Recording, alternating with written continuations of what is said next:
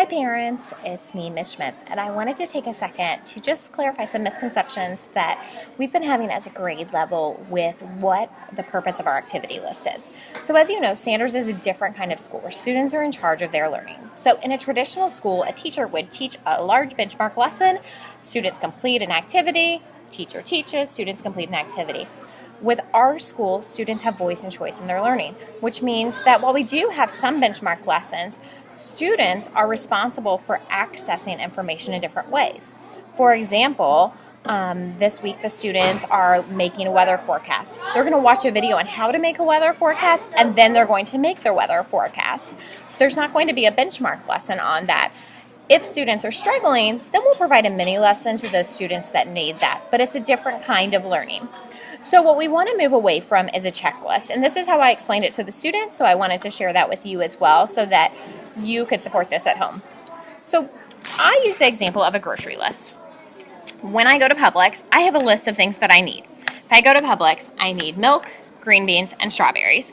And as I'm shopping, I'm crossing them off. I got my milk, I'm done, I have my green beans, I'm done, I have my strawberries, I'm done, and then I get to leave.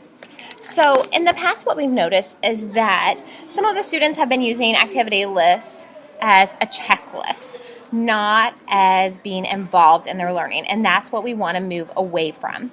So we, as a grade level, have changed the language on our activity list to help fix some of these misconceptions.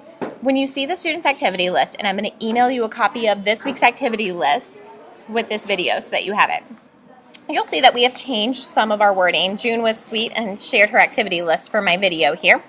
So we have items that are graded. And a graded assignment is when the student has done all of the learning and they're ready to show me, I've met this standard, let me show you that I've mastered it. So we have activities that are to learn. That's where the students are getting the information that they need so that they are able to be successful in the graded items. And then we also have enrichment for students that are able to do their learning. They're able to show that they understand the standard, and they are ready to apply it at a deeper level. They're really working to earn an E. So being able to do all of these items. When I was explaining this to the students, I used the example of flying a plane. I said, today I'm going to go fly a plane, and I'm going to get a grade on it. Who wants to fly with me? And initially they all raised their hand, and then I added the precursors that I have never read a book on flying a plane. I've never had a lesson on flying a plane. No one has taught me anything about flying a plane. I haven't seen a movie or anything, but I'm going to go do that to get a grade on it. And quickly they all adjusted their thinking and said, no way, lady, we do not want to be on a plane with you. So that's what we're looking at with our activity list. Many times the students were jumping into the graded activities, and you're seeing ends coming home or incomplete work because they don't understand it. They haven't done the learning to do that. And I know that sometimes parents have said, do all of the graded activities first before you do the optionals. And that was because I think we weren't understanding that the optionals were supporting the learning. So it's important that students do the learning first, and then really the same day that they do the learning, they should do the follow-up graded activity. So for example, to learn in science this week is watch how a weather forecast is made.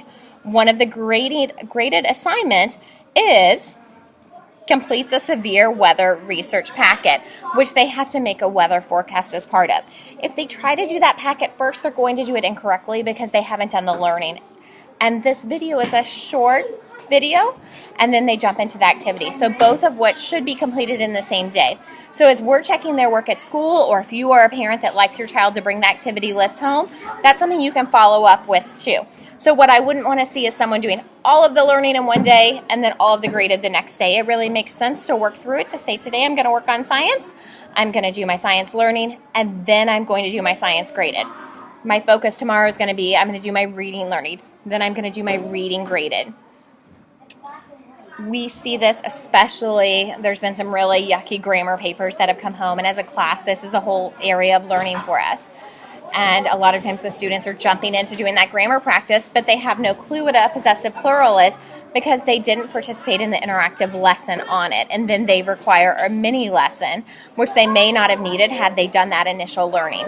So for grammar, we have them watching a brain pop on capitals and lowercase, and then they are practicing capitalization of geographic names. I hope that this helps to clarify some misunderstandings with the activity list. You'll see that the activity lists are going to be considerably shorter and smaller as students are bringing it home or as you see their finished work, because we really want to make sure that as a grade level, we are giving students time to work on their task that they are working on, and that's in-class work. This is really where the students are applying their learning and their skills and making connections across the curriculum. So you'll see the activity lists are a little smaller. Our goal is hopefully students should be able to finish them.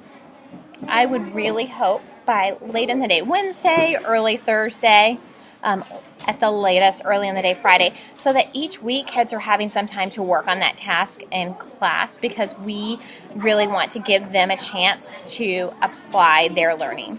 So I invite you to talk with your child about the activity list, ask them what learning activities they've done, ask them what graded activities that they've done, but then also ask them, what's your task that you're working on? How does your learning help you to understand your task? Tell me what you've done this week on your task. Thank you so much. If you have any questions, please don't hesitate to ask.